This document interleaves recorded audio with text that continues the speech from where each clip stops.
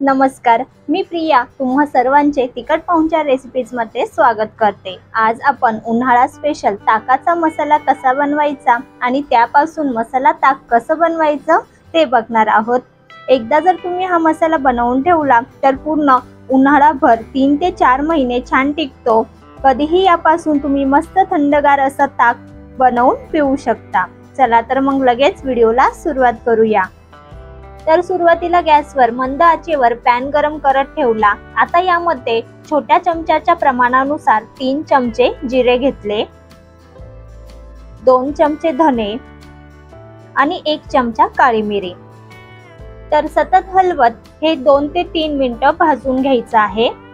तर गॅसची फ्लेम ही मंद आहे आणि मंद आचेवरच व्यवस्थित हे मी भाजून घेते। जास्तही आपल्याला काळपट रंगावर भाजायचं नाही, हलकसं गरम करून घ्यायचं आहे। त्यानंतर यात 1 चमचा ओवा घालायचा। ओवा आकाराने बारीक असल्याने तो मी नंतर घातला। आता हे सर्व आपण 1 ते 2 मिनिटं आणखी भाजून घेऊ, म्हणजे ओवा सुद्धा व्यवस्थित भाजला जाईल। तर आता छान सुगंध यायला सुरुवात झाली आहे। मसाले भाजून झालेत तर गॅस बंद करूयात आणि आता यामध्ये चमचाभर सुंठ पावडर घातली। जर सुंठ पावडर नसेल तर थोडासा सुंठ घेऊन तो ठेचून घालायचा आणि यातच मी वाळलेला पुदिना घातला, साधारणपणे 1 छोटीशी वाटी, आणि चमच्याने मोजाल तर 2 ते 3 चमचे। याऐवजी तुमच्याकडे पुदिना पावडर असेल तर ती 1 चमचा घाला। आता गॅस बंदच आहे। तर हे थोडंसं मिक्स करत हलकसं मिक्स करून घेतलं, त्यामुळे पुदिना आणि सुंठ मध्ये जर काही मॉइश्चर असेल तर ते निघून जाईल। आणि आता हे सर्व थंड करून घेऊ। तर आता मसाले थंड झालेत, एका मिक्सरच्या भांड्यात घालून आणि याला मिक्सरला बारीक फिरवून घेऊ। तर बघा, हा मसाला छान बारीक करून घेतला। तुम्हाला वाटत असेल तर तुम्ही हा मसाला चाळून सुद्धा घेऊ शकता, पण मला त्याची काही गरज वाटत नाही, कारण मसाला हा छान बारीक झालेला आहे। तर तयार मसाला एका बाउल मध्ये काढून घेऊ आणि यामध्ये पाव चमचा हिंग, 1 चमचा साधं मीठ आणि 2 चमचे काळं मीठ घातलं। तर आता हे चांगलं मिक्स करून घेऊ। तर बघा, अगदी झटपट आपण हा घरच्या घरी ताकाचा मसाला तयार करून घेतला आहे। मिक्स झाल्यावर हा मसाला कुठल्याही कोरड्या हवाबंद बरणीत भरून ठेवायचा।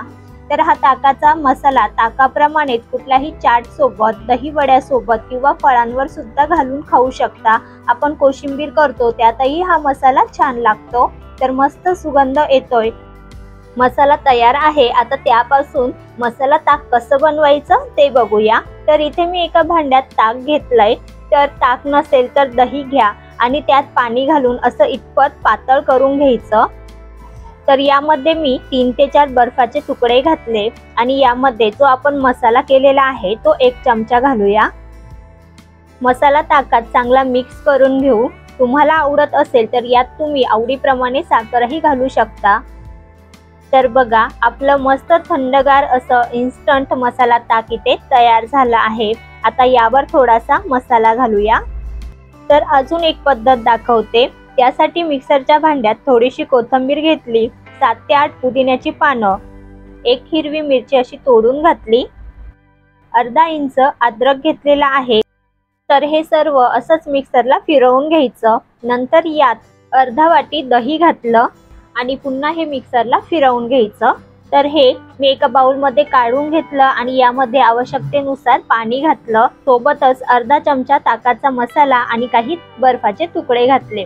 तर हे चांगलं मिक्स करून घेऊ। तर बघा, इथे आपलं मस्त थंडगार असं पाचक, मठ्ठा म्हणू शकता किंवा मसाला ताक म्हणू शकता, ते तयार आहे। तर अशा प्रकारे हा एकच मसाला वापरून 2 प्रकारे थंडगार पाचक पौष्टिक मसाला ताक तयार झाले।